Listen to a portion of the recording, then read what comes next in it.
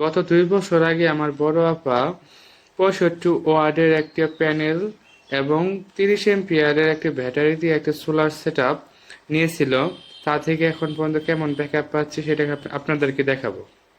এই সেট আপের মধ্যে রহিমা আফরোজ সোলার 30 এম্পিয়ারের ড্রিপ সাইকেল ব্যাটারি ব্যবহার করা হয়েছে এবং কন্ট্রোলার হিসাবে একটি গ্রামীণ 5G একটি কন্ট্রোলার ব্যবহার করা হয়েছে।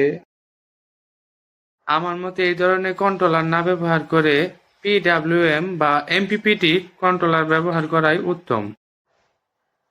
এই সেটআপের ভেতরেও একটি 12 ভোল্টের ফ্যান এবং 5 ওয়াটের একটি লাইট ব্যবহার করা হয়েছে। তো এই সিস্টেম থেকেও খুব ভালো ব্যাকআপ আসতেছে এখন পর্যন্ত। আপনারা চাইলে এই ধরনের সেটআপ বানায় নিতে পারেন।